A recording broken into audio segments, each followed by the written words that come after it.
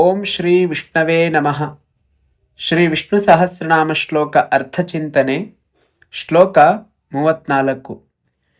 ಇಷ್ಟೋ ವಿಶಿಷ್ಟ ಶಿಷ್ಟೇಷ್ಟಃ ಶಿಖಂಡೀ ನಹುಷೋ ವೃಷಃ ಕ್ರೋಧಃ ಕ್ರೋಧಕೃತ್ಕರ್ತ ವಿಶ್ವಬಾಹುರ್ಮಹೀಧರಃ.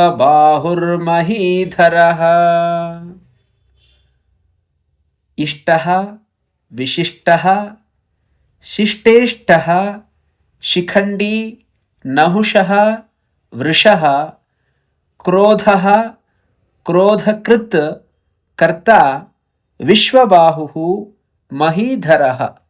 ಇದಿಷ್ಟು ನಾಮಗಳು ಈ ಶ್ಲೋಕದಲ್ಲಿ ಬರುವಂಥವುಗಳು. ಮೊದಲನೆಯ ನಾಮ ಇಷ್ಟಃ ಅಂತ. ಇಷ್ಟಃ ಅಂತಂದರೆ ಪ್ರಿಯ ಅಂತ ಅರ್ಥ. ಭಗವಂತ ಎಲ್ಲರಿಗೂ ಪ್ರಿಯನಾದವನು. ಅಯಮಾತ್ಮ ಬ್ರಹ್ಮ ಅಹಂ ಬ್ರಹ್ಮಾಸ್ಮಿ ತತ್ವಮಸಿ.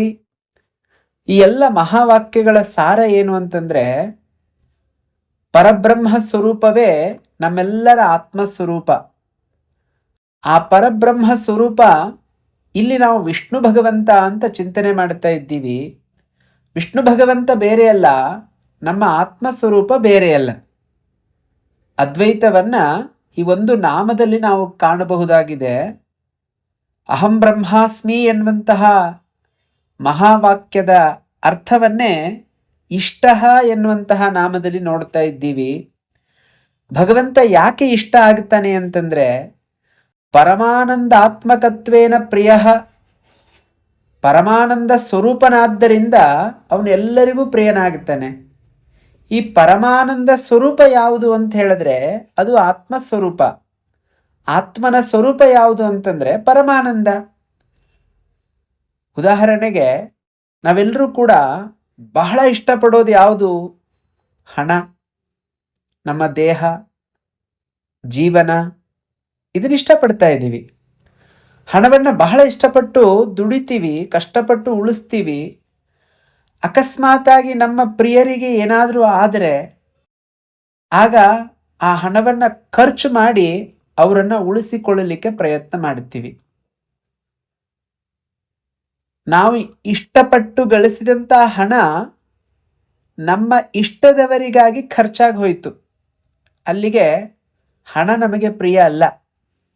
ನಮಗೆ ನಮ್ಮ ಸಂಬಂಧಿಕರು, ನಮ್ಮ ಮಗ ಮಗಳೋ ಹೆಂಡತಿಯೋ ತಂದೆ ತಾಯಿಯೋ ಯಾರೋ, ಅವರಿಗೋಸ್ಕರ ಅದನ್ನು ಖರ್ಚು ಮಾಡಿದ್ವಿ, ಹಾಗಾಗಿ ಅವರು ಪ್ರಿಯರಾದರು. ಅಕಸ್ಮಾತಾಗಿ ಒಂದು ವೇಳೆ ಅವರೇನಾದರೂ ನಮ್ಮ ವಿರುದ್ಧವಾಗಿ ನಡ್ಕೊಂಡ್ರು ಅಂದಾಗ ಆಗ ಅವ್ರ ಮೇಲಿರುವಂತಹ ಇಷ್ಟ ಹೊರಟೋಯ್ತು. ನಮ್ಮ ಮೇಲೆ ನಮಗೆ ಪ್ರೀತಿ ಉಂಟಾಗತ್ತೆ, ನಾನು ಬದುಕಿದ್ರೆ ಸಾಕು ಅಂತ. ಹಾಗೆ ನಾನು ಅಂದಾಗ ಸಹಜವಾಗಿ ನೆನಪಿಗೆ ಬರೋದು ಈ ದೇಹದ ಸಮೇತವಾಗಿ ನಾವು ನಮ್ಮನ್ನು ಗುರುತಿಸ್ಕೊಳ್ತೀವಿ. ನಮ್ಮ ಈ ದೇಹಕ್ಕೆ ಏನೋ ಒಂದು ಆಯಿತು, ಕಾಯಿಲೆ ಅನ್ನುವಂಥದ್ದು ಉಂಟಾಯಿತು, ಆಸ್ಪತ್ರೆಗೆ ಹಾಕ್ತಾರೆ.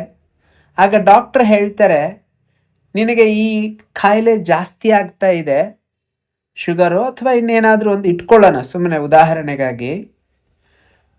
ಈ ಕಾಲನ್ನು ತೆಗೆದ್ರೆ ನಿನ್ನ ಜೀವ ಉಳಿಯುತ್ತೆ ಅಂತ ಡಾಕ್ಟ್ರ್ ಹೇಳಿದ್ರೆ, ಆಯಿತು ಡಾಕ್ಟ್ರೇ, ಕಾಲು ಹೋದರೆ ಹೋಗಲಿ, ನಾನು ಉಳಿದ್ರೆ ಸಾಕು ಅಂತ ಹೇಳ್ತೀವಿ. ಆಮೇಲೆ ಡಾಕ್ಟ್ರ್ ಹೇಳ್ತಾರೆ, ಇಲ್ಲ ಗ್ಯಾಂಗ್ರೀನ್ ಸ್ವಲ್ಪ ಜಾಸ್ತಿ ಆಗ್ತಾ ಇದೆ, ಇನ್ನೊಂದು ಕಾಲು ಕಟ್ ಮಾಡಬೇಕು ಅಂತ. ಆಗಲಿ ಡಾಕ್ಟ್ರೇ, ನಾನು ಉಳಿದ್ರೆ ಸಾಕು ಅಂತ 2 ಕಾಲು ಕಟ್ ಮಾಡಿಸ್ಕೊಳ್ತಾನೆ.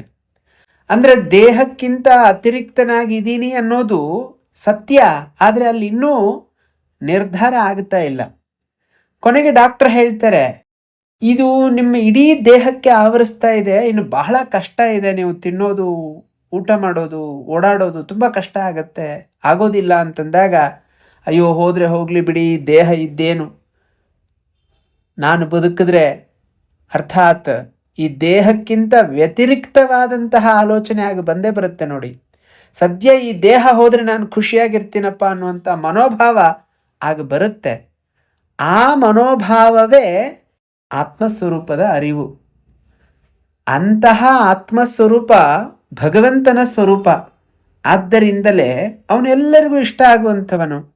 ಅಂದರೆ ತನ್ನನ್ನು ತಾನು ಇಷ್ಟಪಡ್ತಾ ಇದ್ದಾನೆ ಈ ಜೀವ ಎನ್ನುವಂಥದ್ದು ಇದರ ಸಾರ. ಆತ್ಮಭಾವ ಅನ್ನುವಂಥದ್ದಿಲ್ಲ, ಹಾಗಾಗಿ ನಮಗೆ ದೇಹಭಾವ ಜೀವಭಾವ ಅನ್ನುವಂಥದ್ದಿದೆ. ಈ ಜೀವಭಾವ ದೇಹಭಾವ ಹೋದಾಗ ಆತ್ಮಭಾವ ಅನ್ನುವಂಥದ್ದು ದೃಢ ಆಗತ್ತೆ. ಅದೇ ಭಗವಂತನ ಸ್ವರೂಪ. ಹಾಗಾಗಿ ಇಷ್ಟ. ಮುಂದಿನ ನಾಮ ಅದನ್ನು ಇನ್ನೂ ಬಲಪಡಿಸುತ್ತೆ. ಅವಶಿಷ್ಟ ಎನ್ನುವಂಥದ್ದು ನೇರವಾಗಿಯೇ ಆ ಅರ್ಥವನ್ನು ಕೊಡ್ತಾ ಇದೆ. ಸರ್ವೇಷಾಂ ಅಂತರ್ಯಾಮಿತ್ವೇನ ಅವಶಿಷ್ಟ ಅಂತ ಅರ್ಥ. ನಮ್ಮೆಲ್ಲರ ಒಳಗಡೆ ಅಂತರ್ಯಾಮಿ ರೂಪದಿಂದ ಭಗವಂತ ಇದ್ದಾನೆ. ಆ ಅಂತರ್ಯಾಮಿ ಯಾರು ಅಂತ ಹೇಳಿದ್ರೆ ಅವನೇ ಆತ್ಮಸ್ವರೂಪ. ಆದ್ದರಿಂದಲೇ ಆ ಭಗವಂತ ಅವಶಿಷ್ಟ ಅಂತ ಕರೆಸ್ಕೊಳ್ತಾ ಇದ್ದಾನೆ. ಈ ಅವಶಿಷ್ಟ ಅಂತಂದ್ರೆ ಅಂತರ್ಯಾಮಿ ಭಗವಂತನನ್ನ ಅರಿಯುವವರು ಯಾರು ಅಂತ ಹೇಳಿದ್ರೆ ಅವರು ಶಿಷ್ಟರು, ಜ್ಞಾನಿಗಳು. ಹಾಗಾಗಿ ಶಿಷ್ಟೇಷ್ಟ ಎನ್ನುವಂಥದ್ದು ಮೂರನೆಯ ನಾಮ. ಶಿಷ್ಟೇಷ್ಟ ಅಂತಂದ್ರೆ ಶಿಷ್ಟಾನಾಂ ವಿದುಷಾಂ ಇಷ್ಟ ಶಿಷ್ಟೇಷ್ಟ. ಯಾರು ಆಚಾರವಂತರಾಗಿದ್ದಾರೋ, ಯಾರು ಜ್ಞಾನಿಗಳಾಗಿದ್ದಾರೋ ಅಂತಹ ಜ್ಞಾನಿಗಳಿಗೆ ಆ ಭಗವಂತ ಪ್ರತ್ಯಕ್ಷನಾಗುತ್ತಾ ಇದ್ದಾನೆ, ಗೋಚರಿಸ್ತಾ ಇದ್ದಾನೆ, ಅವರಿಗೆ ಇಷ್ಟ ಆಗುತ್ತಾ ಇದ್ದಾನೆ. ಆದ್ದರಿಂದ ಶಿಷ್ಟೇಷ್ಟ. ಭಗವದ್ಗೀತೆಯಲ್ಲಿ ಇದಕ್ಕೆ ಇನ್ನೊಂದು ಅರ್ಥವನ್ನು ನಾವು ನೋಡ್ತೀವಿ. ಭಗವಂತ ಹೇಳ್ತಾನೆ 7ನೇ ಅಧ್ಯಾಯದ 17ನೇ ಶ್ಲೋಕದಲ್ಲಿ, ಪ್ರಿಯೋ ಹಿ ಜ್ಞಾನಿನೋ ಅತ್ಯರ್ಥಂ ಅಹಂ ಸಚ ಮಮ ಪ್ರಿಯ. ಜ್ಞಾನಿನೋತ್ಯರ್ಥಮಹಂ ಸಚ ಮಮ ಪ್ರಿಯ ಅಂತ. ನನಗೆ ಜ್ಞಾನಿಗಳು ಅತ್ಯಂತ ಪ್ರಿಯರು. ಯಾಕೆ ಅಂದರೆ ಭಗವಂತ ಜ್ಞಾನಿಗಳ ಮಗ. ಭಗವಂತ ಜ್ಞಾನಿಗಳ ಮಗ ಹೇಗಾಗ್ತಾನೆ ಅಂತಂದ್ರೆ ಜ್ಞಾನಿಗಳ ತಾನೇ ಭಗವಂತನಿಗೆ ಹೆಸರುಗಳನ್ನು ಕೊಡುವಂಥದ್ದು. ತಂದೆಯಾದವನು ಮಕ್ಕಳಿಗೆ ಹೆಸರಿಡ್ತಾನೆ. ಹಾಗೆ ಭಗವಂತ ಹೇಳ್ತಾನೆ ಜ್ಞಾನಿಗಳೇ ನನ್ನ ತಂದೆಯರು ಅಂತ. ಆದ್ದರಿಂದ ಭಗವಂತನಿಗೆ ಅತ್ಯಂತ ಪ್ರಿಯರು ಯಾರು ಅಂತಂದ್ರೆ ಜ್ಞಾನೀಚ ಭರತರ್ಷಭ ಅಂತ ಅರ್ಜುನನ ಕುರಿತು ಭಗವಂತ ಹೇಳ್ತಾನೆ, ಜ್ಞಾನಿಗಳು ನನಗೆ ಅತ್ಯಂತ ಪ್ರಿಯರು. ಆದ್ದರಿಂದ ಭಗವಂತನ ಹೆಸರು ಶಿಷ್ಟೇಷ್ಟ. ಮುಂದಿನ ನಾಮ ಶಿಖಂಡಿ. ಶಿಖಂಡಿ ಅಂತ ಹೇಳಿದ್ರೆ ಮಹಾಭಾರತದಲ್ಲಿ ಭೀಷ್ಮಾಚಾರ್ಯರ ಸಾವಿಗೆ ಕಾರಣ ಆದಂತಹ ಶಿಖಂಡಿ ಅಲ್ಲ. ಶಿಖಂಡಿ ಎನ್ನುವಂಥದ್ದಕ್ಕೆ ಅರ್ಥ ನವಿಲುಗರಿಯನ್ನು ಇಟ್ಕೊಂಡವನು ಅಂತ ಅರ್ಥ. ಶಿಖಂಡ ಅಂತಂದ್ರೆ ನವಿಲುಗರಿ ಭಗವಂತನಿಗೆ ಅಲಂಕಾರ ಪ್ರಾಯ ಆಗಿರುವಂಥದ್ದು. ಒಂದು ನಂಬಿಕೆಯ ಪ್ರಕಾರ ಈ ಗಂಡು ನವಿಲು ನೃತ್ಯವನ್ನು ಮಾಡುತ್ತೆ, ಹೆಣ್ಣು ನವಿಲು ಆ ಗಂಡು ನವಿಲಿನ ಕಣ್ಣೀರನ್ನು ಕುಡಿಯುತ್ತೆ. ಈ ಕಾರಣದಿಂದ ಅದು ಮೊಟ್ಟೆಯನ್ನು ಇಟ್ಟು ಮಕ್ಕಳನ್ನು ಮಾಡಿ ತನ್ನ ಒಂದು ಜೀವ ಪರಂಪರೆಯನ್ನು ಮುಂದುವರಿಸುತ್ತೆ ಅನ್ನುವಂಥದ್ದು ಒಂದು ನಂಬಿಕೆ. ಅಂದರೆ ಶಾರೀರಿಕ ಸಂಬಂಧ ಇಲ್ಲದೆಯೇ ಸಂತಾನೋತ್ಪತ್ತಿಯನ್ನು ಮಾಡುವಂತಹ ಸಾಮರ್ಥ್ಯ ನವಿಲಿನಲ್ಲಿದೆ. ಹಾಗಾಗಿ ಭಗವಂತ ಅಷ್ಟಮಹಿಷಿಯರನ್ನು ಹೊಂದಿದ್ರೂ ಕೃಷ್ಣ ಪರಮಾತ್ಮ ತಾನು ಬ್ರಹ್ಮಚಾರಿ ಅಂತ ನಾರದರ ಹತ್ರ ಹೇಳ್ತಾನೆ. ಅದು ಬಹಳ ವಿಸ್ತಾರವಾದಂತಹ ವ್ಯಾಖ್ಯಾನವನ್ನು ನಾವು ನೋಡ್ತೀವಿ ಭಾಗವತದಲ್ಲಿ. ಬಹಳ ಒಂದು ದೊಡ್ಡ ಕಥೆನೇ ಬರುತ್ತೆ ಅದಕ್ಕೋಸ್ಕರ. ಉಂಡು ಉಪವಾಸಿ ಬಳಸಿ ಬ್ರಹ್ಮಚಾರಿ ಅನ್ನುವಂಥದ್ದೆಲ್ಲ ಲೋಕ ಪ್ರಸಿದ್ಧವಾದಂತಹ ಮಾತೇ ಇದೆ. ಹಾಗಾಗಿ ಕೃಷ್ಣ ಭಗವಂತ ಅಷ್ಟಮಹಿಷಿಯರನ್ನು ಹೊಂದಿದ್ರೂ ಕೂಡ ಬ್ರಹ್ಮಚಾರಿಯಾಗಿದ್ದೀನಿ ಅಂತ ಹೇಳಿದ್ಯಾಕೆ ಅಂತಂದರೆ ತಾನು ಆತ್ಮಸ್ವರೂಪದಿಂದ ನಿತ್ಯ ಬ್ರಹ್ಮಚಾರಿಯಾಗಿರುವಂಥವನು. ಹೇಗೆ ನವಿಲು ಶಾರೀರಿಕ ಸಂಬಂಧ ಇಲ್ಲದೆಯೇ ಸಂತಾನೋತ್ಪತ್ತಿಯನ್ನು ಮಾಡಬಲ್ಲದೋ ಹಾಗೆ ಇರುವಂಥವನು ಅನ್ನುವಂಥದ್ದನ್ನು ನಾವಿಲ್ಲಿ ಗುರುತಿಸ್ತಾ ಇದ್ದೀವಿ. ಹಾಗಾಗಿ ಭಗವಂತನ ಹೆಸರು ಶಿಖಂಡಿ. ಮುಂದಿನ ನಾಮ ನಹುಷಃ ಅಂತ. ಈ ನಹುಷನ ಕಥೆಯೂ ಕೂಡ ಬಹಳ ಪ್ರಸಿದ್ಧವಾಗಿರುವಂಥದ್ದು. ಭೂಲೋಕದಲ್ಲಿ ಯಜ್ಞವನ್ನು ಮಾಡಿದ್ದರಂಥ ಪ್ರತಿಫಲವಾಗಿ ಸ್ವರ್ಗಲೋಕಕ್ಕೆ ಹೋಗಿ ಇಂದ್ರನಾಗಿ ಇಂದ್ರನ ಪತ್ನಿಯಾದಂತಹ ಶಚೀದೇವಿಯನ್ನು ಬಯಸಿ ಮತ್ತೆ ಪಾಪಿಷ್ಟನಾಗಿ ಶಾಪಗ್ರಸ್ತನಾಗಿ ಅಗಸ್ತ್ಯರಿಂದ ಮತ್ತೆ ಭೂಮಿಯ ಮೇಲೆ ಬಿದ್ದು ಹಾವಾಗಿ ಹರಿಯುವಂಥವನಾದ. ಇದು ನಹುಷನ ಕಥೆ. ಆದರೆ ಭಗವಂತ ಆ ನಹುಷನ ಬಗ್ಗೆ ಹೇಳ್ತಾ ಇಲ್ಲ ಇಲ್ಲಿ. ನಹುಷಃ ಎನ್ನುವಂತಹ ಶಬ್ದಕ್ಕೆ ಇನ್ನೊಂದು ಅರ್ಥ ಇದೆ, ನಹ ಬಂಧನೆ ಅಂತ. ನಹ ಬಂಧನೆ ಎನ್ನುವಂತಹ ಧಾತುವಿನಿಂದ ನಹ್ಯತಿ ಎನ್ನುವಂತಹ ಕ್ರಿಯಾಪದ. ಹಾಗಾಗಿ ನಹುಷಃ ಅಂತಂದರೆ ಮಾಯೆಯಿಂದ ಪ್ರಾಣಿಗಳನ್ನು ಕಟ್ಟಿ ಹಾಕುವಂತಹ ಸಾಮರ್ಥ್ಯ ಇರುವವನು ಅಂತ ಅರ್ಥ. ಆದ್ದರಿಂದ ಭಗವಂತನನ್ನ ನಹುಷಃ ಅಂತ ಹೇಳ್ತಾ ಇದ್ದೀವಿ. ಮುಂದಿನ ನಾಮ ವೃಷಃ. ವೃಷಃ ಧರ್ಮಃ. ಕಾಮಾನಾಂ ವರ್ಷಣಾದ್ ವೃಷಃ ಧರ್ಮಃ. ಮಹಾಭಾರತದಲ್ಲಿ ಒಂದು ಶ್ಲೋಕ ಇದೆ, ವೃಷೋ ಹಿ ಭಗವಾನ್ ಧರ್ಮಸ್ಮೃತೋ ಲೋಕೇಶು ಭಾರತ ನೈಘಂಟುಕ ಪಾದಾಖ್ಯಾನೆ ವಿದ್ಧಿ ಮಾಂ ವೃಷಮುತ್ತಮಂ ಅಂತ. ಆ ಪರಮಾತ್ಮನನ್ನ ವೃಷಃ ಅಂತ ಯಾಕೆ ಹೇಳ್ತಾ ಇದ್ದೀವಿ ಅಂತಂದರೆ, ನಾವು ಬಯಸಿದಂತಹ ಬಯಕೆಗಳನ್ನು ಮಳೆಗೆರಿತಾನೆ. ವೃಷಃ ಅಂತಂದರೆ ಮಳೆ ಅಂತ ಅರ್ಥ. ಮಹಾಭಾರತದಲ್ಲಿ ಬರುವಂತಹ ಈ ಶ್ಲೋಕದ ಅರ್ಥ ಏನು ಅಂತಂದರೆ, ಧರ್ಮವೇ ವೃಷವಾಗಿರುವಂಥವನು. ವೃಷ ಅಂತಂದರೆ ಪೂಜ್ಯವಾದಂತಹ ಧರ್ಮ. ಆ ಧರ್ಮವನ್ನೇ ಮಳೆಗೆರಿತಾ ಇದ್ದಾನೆ ಭಗವಂತ. ಆದ್ದರಿಂದ ಅವನನ್ನ ವೃಷಃ ಅಂತ ತಿಳಿತಾ ಇದ್ದೀವಿ. ಮುಂದಿನ ನಾಮ ಕ್ರೋಧ. ಕ್ರೋಧ ಅಂತಂದರೆ ಕೋಪ. ಸಾಧೂನಾಂ ಕ್ರೋಧಂ ಹಂತಿ ಇತಿ ಕ್ರೋಧ. ಕ್ರೋಧ ಒಂದು ಕ್ಷಣ ಬಂದು ಹೊರಟೋಗುತ್ತೆ. ಆದರೆ ಎಷ್ಟೋ ದಿನಗಳಿಂದ ಬೆಳೆಸಿಕೊಂಡು ಬಂದಂತಹ ಸಂಬಂಧ, ಪ್ರೀತಿ, ವಿಶ್ವಾಸ, ಸ್ನೇಹ ಇದೆಲ್ಲವನ್ನ ಕ್ಷಣ ಮಾತ್ರದಲ್ಲಿ ಹಾಳು ಮಾಡ್ಕೊಂಡು ಬಿಡ್ತೀವಿ. ಒಂದು ಕ್ಷಣ ಬಂದು ಹೊರಟೋಗುತ್ತೆ ಅಷ್ಟೇ ಆ ಕೋಪ.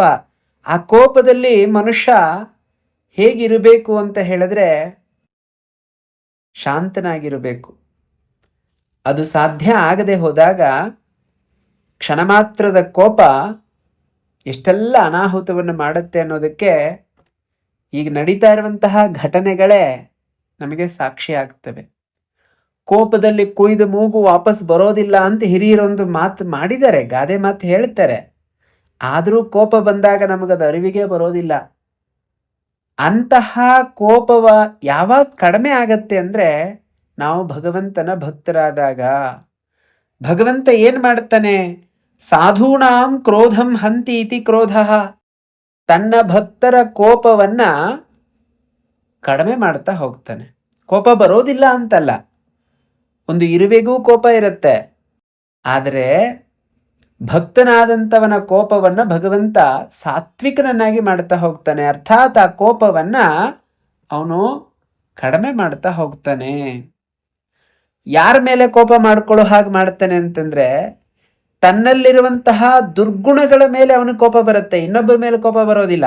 ಭಕ್ತನಾದ ನಂತರದಲ್ಲಿ ಮೊದಲಿಗೆ ಇನ್ನೊಬ್ಬರ ಮೇಲೆ ಕೋಪ ಮಾಡ್ಕೊಳ್ತಾ ಇರ್ತಾನೆ. ಒಳಗೆ ನೋಡ್ಕೊಂಡಿಲ್ಲ, ಭಗವಂತನ ಸಾಕ್ಷಾತ್ಕಾರ ಆಗಿಲ್ಲ, ಭಗವಂತನ ಜೊತೆಗೆ ಕನೆಕ್ಟ್ ಆಗಿಲ್ಲ, ಸಂಬಂಧ ಬೆಳೆದಿಲ್ಲ. ಹಾಗಾಗಿ ಭಗವದ್ಗೀತೆಯಲ್ಲೇ ಪರಮಾತ್ಮ ಹೇಳ್ತಾನೆ, ನಮ್ಮ ಬಯಕೆಗಳಿಗೆ ಯಾರು ವಿರುದ್ಧ ಬರ್ತಾರೋ ಅವ್ರ ಮೇಲೆ ಕೋಪ ಬರುತ್ತೆ ಅಂತ.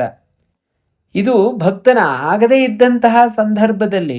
ಭಕ್ತನ ಆದ ನಂತರ ಇನ್ನೊಬ್ಬರ ಮೇಲೆ ಕೋಪ ಮಾಡ್ಕೊಳ್ಳೋ ಅವಶ್ಯಕತೆ ಇಲ್ಲ. ಅವನಿಗೆ ತನ್ನ ಮೇಲೆ ತನಗೆ ಕೋಪ ಬರುತ್ತೆ.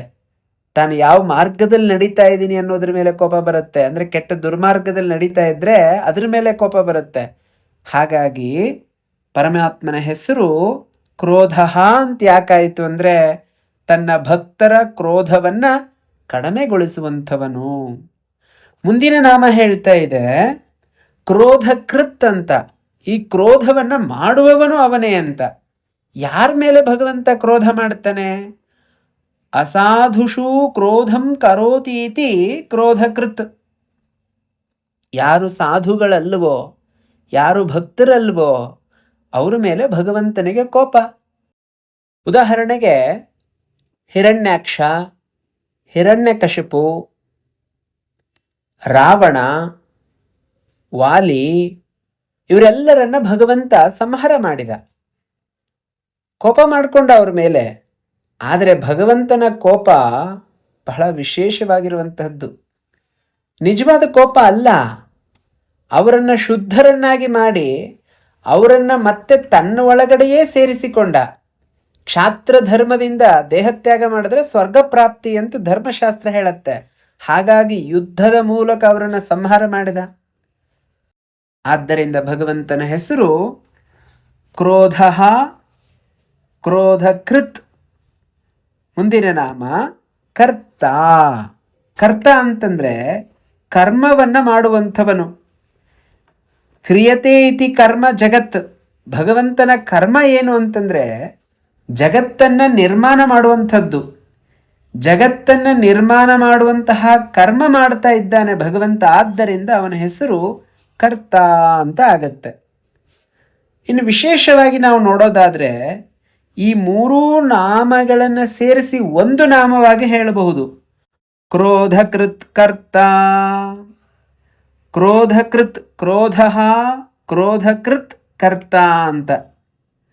ಯೋ ವೈ ಬಾಲಕ ಏತೇಷಾಂ ಪುರುಷಾಣಾಂ ಕರ್ತ ಯಸ್ಯ ವೈ ತತ್ ಕರ್ಮ ಸ ವೇದಿತವ್ಯಃ. ಶ್ರುತಿಯಲ್ಲಿರುವಂಥದ್ದು. ಕ್ರೋಧಕೃತಾಂ ದೈತ್ಯಾನಾಂ ಕರ್ತ ಛೇದಕ ಇತ್ಯೇಕಂ. ಏಕಂ ನಾಮ. ಆ ಭಗವಂತನಿಗೆ ಕ್ರೋಧ, ಕ್ರೋಧಕೃತ್, ಕರ್ತ ಎನ್ನುವಂತಹ ಈ ಮೂರೂ ನಾಮಗಳನ್ನು ಸೇರಿಸಿ ಒಂದು ನಾಮವಾಗಿ ಹೇಳಿದಾಗ ಅರ್ಥ ಏನು ಬರುತ್ತೆ ಅಂತಂದ್ರೆ, ದೈತ್ಯರ ಮೇಲೆ ಕೋಪವನ್ನು ಮಾಡಿಕೊಂಡು ಅವರನ್ನು ಕತ್ತರಿಸಿದಂತಹ ಕೆಲಸವನ್ನು ಭಗವಂತ ಮಾಡಿದವನು. ಹಾಗಾಗಿ ಭಗವಂತನ ಹೆಸರು ಕ್ರೋಧ ಕೃತ್ಕರ್ತ ಅಂತ ಆಗತ್ತೆ. ಮುಂದಿನ ನಾಮ ವಿಶ್ವಬಾಹು. ವಿಶ್ವೇವಾ ಬಾಹುವೋ ಅಸ್ಯೇತಿ ಅಥವಾ ವಿಶ್ವತೋ ಬಾಹೋ ಅಸ್ಯ ಇತಿವಾ ವಿಶ್ವಬಾಹು. ಇಡೀ ಜಗತ್ತನ್ನು ಭಗವಂತ ಕಾಪಾಡ್ತಾ ಇದ್ದಾನೆ. ಎಲ್ಲೆಲ್ಲಿಯೂ ಅವನ ಬಾಹುಗಳಿದ್ದಾವೆ ಅಂತ ಶ್ವೇತಾಶ್ವತರ ಉಪನಿಷತ್ತು ಹೇಳತ್ತೆ. ಅಂದರೆ ವಿರಾಟ್ ರೂಪದಿಂದ ಭಗವಂತ ಈ ಜಗತ್ತೆಲ್ಲವನ್ನ ಕಾಪಾಡ್ತಾ ಇರುವುದರಿಂದ ಅವನು ವಿಶ್ವಬಾಹು. ನಮ್ಮೆಲ್ಲರ ಬಾಹುಗಳು ಭಗವಂತನದೇ, ಭಗವಂತನ ಸೃಷ್ಟಿಯೇ. ಆದ್ದರಿಂದ ನಮ್ಮೆಲ್ಲರ ಬಾಹುಗಳಲ್ಲಿ ಆ ಭಗವಂತ ವಾಸ ಮಾಡ್ತಾ ಇದ್ದಾನೆ. ಹಾಗಾಗಿ ಅವನ ಹೆಸರು ವಿಶ್ವಬಾಹು ಅಂತಾಗತ್ತೆ. ಕೊನೆಯ ನಾಮವಾಗಿ ಮಹೀಧರ. ಮಹೀಂ ಪೂಜಾಂ ಧರಣೀಂ ವಾ ಧರತಿ ಇತಿ ಮಹೀಧರ. ಮಹಿ ಅಂತಂದ್ರೆ ಭೂಮಿ ಅಂತರ್ಥ. ಧರ ಅಂತಂದ್ರೆ ಅದನ್ನು ಹೊತ್ತು ನಿಲ್ಲುವವನು. ಮಹೀಧರ ಅಂತಂದ್ರೆ ಭೂಮಿಯನ್ನು ರಕ್ಷಿಸುವಂತಹವನು. ಭೂಮಿಯನ್ನು ರಕ್ಷಿಸುವಂಥವನು ಭಗವಂತ. ಭೂದೇವಿಯ ಪತಿ ವಿಷ್ಣು ಭಗವಂತ. ಹಿಂದೆ ಹಿರಣ್ಯಾಕ್ಷ ಈ ಭೂಮಿಯನ್ನು ಎತ್ಕೊಂಡು ಹೋಗಿ ಸಮುದ್ರದಲ್ಲಿ ಇಟ್ಟಿದ್ದ ಅಂತ ಪುರಾಣದ ಕಥೆ ನಾವು ಕೇಳ್ತೀವಿ. ವಸ್ತುತಃ ಇವತ್ತಿನ ವಿಜ್ಞಾನ ಪ್ರಪಂಚವೂ ಕೂಡ ಅದನ್ನು ಒಪ್ಕೊಳ್ಳುತ್ತೆ. ಒಂದು ಬಾರಿ ಭೂಮಿ ತನ್ನ ಕಕ್ಷೆಯಿಂದ ಬಿಡಲ್ಪಟ್ಟಿದೆ ಅಂತ ಇವತ್ತಿನ ಸೈನ್ಸ್ ಹೇಳುತ್ತೆ. ಅದಕ್ಕೆ ನಮ್ಮ ಪುರಾಣ ಕಾಲದಲ್ಲಿ ಹಿರಣ್ಯಾಕ್ಷ ಅದನ್ನು ಎತ್ಕೊಂಡು ಹೋಗಿದ್ದ ಅಂತ ಕಥೆ ಮೂಲಕ ನಮ್ಮ ಋಷಿಗಳು ನಮಗೆ ವಿಜ್ಞಾನವನ್ನೇ ಬೋಧಿಸಿದ್ದರು. ಇದನ್ನು ಕೂಡ ನಾವು ಗಮನಿಸಬೇಕು. ಆಗ ಆ ಭೂಮಿಯನ್ನು ಪುನಃ ತನ್ನ ಕಕ್ಷೆಯಲ್ಲಿ ನಿಲ್ಲಿಸಿ ಅದನ್ನು ಸುತ್ತೋ ಹಾಗೆ ಮಾಡಿದಂಥವನು ಭಗವಂತ. ಆದ್ದರಿಂದ ಆ ಭಗವಂತನ ಹೆಸರು ಮಹೀಧರ. ಒಟ್ಟು ಶ್ಲೋಕ: ಇಷ್ಟೋ ವಿಶಿಷ್ಟ ಶಿಷ್ಟೇಷ್ಟ ಶಿಖಂಡಿ ನಹುಷೋ ವೃಷಃ ಕ್ರೋಧ ಕ್ರೋಧಕೃತ್ ಕರ್ತ ವಿಶ್ವಬಾಹುರ್ಮಹೀಧರ. ನಾಳೆ ಮುಂದಿನ ಶ್ಲೋಕದ ಅರ್ಥವನ್ನು ತಿಳಿಯುವ ಪ್ರಯತ್ನ ಮಾಡೋಣ. ಧನ್ಯವಾದಗಳು.